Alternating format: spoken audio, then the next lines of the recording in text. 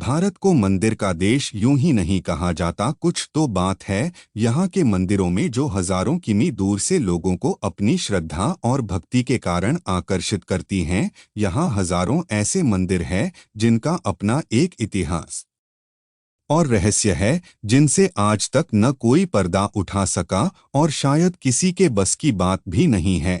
इन्हीं में से एक है आंध्र प्रदेश में स्थित तिरुपति बालाजी मंदिर। आंध्र प्रदेश के चित्तूर जिले में तिरुमला पर्वत पर स्थित यह मंदिर भारत के सबसे प्रमुख व पवित्र तीर्थ स्थलों में से एक है। इसके अलावा यह भारत के सबसे अमीर मंदिरों में से एक भी है। चमत्कारों व रहस्यों से भरा हुआ यह मंदिर न सिर्फ भारत में बल्कि पूरे विश्व में जाना जाता है। इस मंदिर के मुख्य देवता श्री वेंकटेश्वर स्वामी है, जो स्वयं भगवान विष्णु के अवतार माने जाते हैं और तिरुमाला पर्वत पर अपनी पत्नी पद्मावती के साथ निवास करते हैं। मान्यताओं के मुताबिक जिन भक्तों की मनोकामनाएं पूरी हो जाती है, वे मंदिर में आकर वेंकटेश्वर स्वामी को अपना बाल समर्पित दान करते हैं। दक्षिण में होने के बावजूद इस मंदिर से पूरे देश की आस्था जुड़ी है। यह प्रथा आज से नहीं बल्कि कई शताब्दियों से चली आ रही है, जिसे आज भी भक्त काफी श्रद्धापूर्वक मानते आ रहे हैं। इस मंदिर की खासियत यह है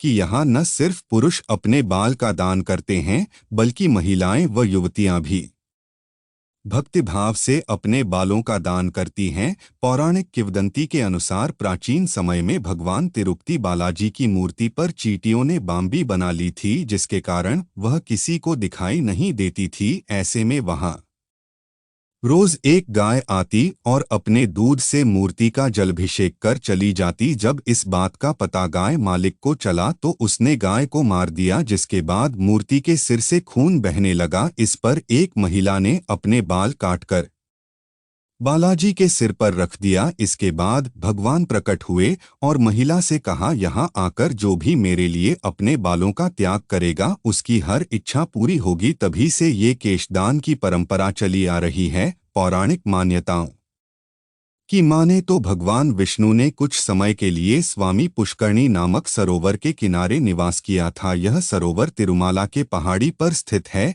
इसीलिए तिरुपति के चारों ओर स्थित पहाड़ियां शेषनाग के 7 फनों के आधार पर बनी सप्तगिरी कहलाती हैं। श्री वेंकटेश्वरिया का यह मंदिर सप्तगिरी की 7वीं पहाड़ी पर स्थित है, जो वेंकटाद्रि नाम से भी जाना जाता है। कहा जाता है कि मंदिर में स्थित प्रभु की प्रतिमा किसी ने बनाई नहीं है, बल्कि ये स्वयं ही उत्पन्न हुई है। तिरुपति बालाजी मंदिर को टेम्पल ऑफ 7 हिल्स भी कहा जाता है। इस मंदिर का निर्माण करीब 3री शताब्दी के आसपास में हुआ है, जिसका समय अलग-अलग वंश के शासकों द्वारा जीर्णोद्धार कराया गया है।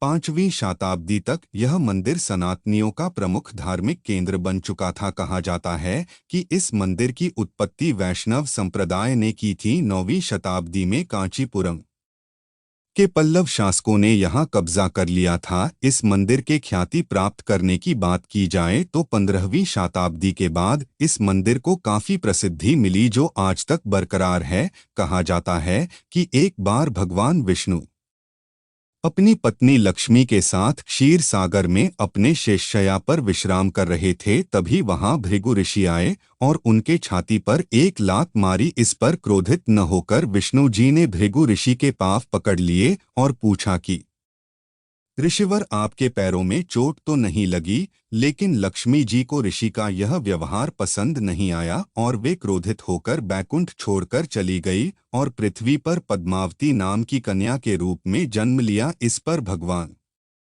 विष्णु ने अपना रूप बदल वेंकटेश्वर के रूप में माता पद्मावती के पास पहुंच गए और विवाह का प्रस्ताव रखा, जिसे देवी ने स्वीकार कर लिया और फिर दोनों की शादी हो गई। आज भी तिरुपति मंदिर में स्थित मूर्ति को डोट आधा पुरुष व आधा महिला कपड़े में सजाया जाता है। ऐसा माना जाता है कि यहाँ भगवान वेंकटेश्वर स्वामी अपनी पत्नी पद्मावती के साथ निवास करते हैं। यह मंदिर दक्षिण भारतीय वास्तुकला और शिल्पकला का अद्भुत उदाहरण हैं। इस मंदिर से 23 किलोमीटर दूर एक गांव है जहां बाहरी व्यक्तियों का जाना वर्जित है। यहां पर लोग बहुत ही नियम और संयम के साथ रहते हैं। मान्यता है कि बालाजी को चढ़ाने के लिए फल फूल दूध दही और घी सब इसी गांव से आता है। इस गांव में सदियों से परंपरा चली आ रही है। यहाँ की महिलाएं कभी भी सिले हुए वस्त्र धारण नहीं करती हैं। मंदिर के गर्भगृह में प्रवेश करते ही दाईं ओर एक छड़ी रखी है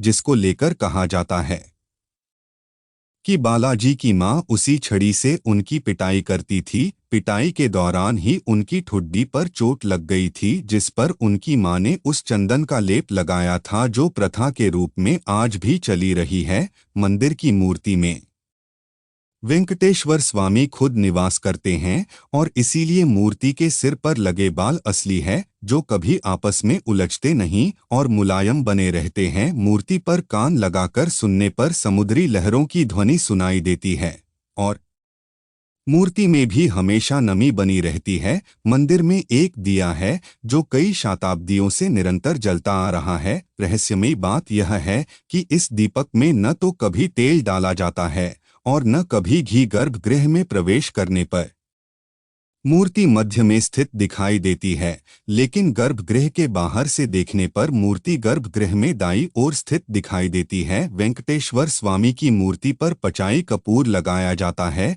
विज्ञान की माने तो पचाई कपूर लगाने से पत्थर कुछ समय बाद चटक जाता है, लेकिन वर्षों से तिरुपति बालाजी को यह कपूर लगाया जा रहा है। लेकिन आज भी मूर्ति एकदम सुरक्षित है। हर गुरुवार को तिरुपति जी का चंदन श्रृंगार किया जाता है और जब यह चंदन लेप हटाया जाता है तो मूर्ति के हृदय के पास माता लक्ष्मी छवि उभर आती है। ऐसी मान्यता है कि माता लक्ष्मी बालाजी में ही समाहित है। इसीलिए प्रतिदिन मूर्ति के श्रृंगार के समय नीचे धोती और ऊपर साड़ी पहनाई जाती है। तिरुपति बालाजी की मूर्ति एक काले पत्थर से बनी है जो देखने एक जीवंत मूर्ति दिखाई देती है। गर्भगृह का वातावरण काफी ठंडा रखा जाता है, उसे बावजूद मूर्ति पर पसीने की बूंद उभर आती हैं।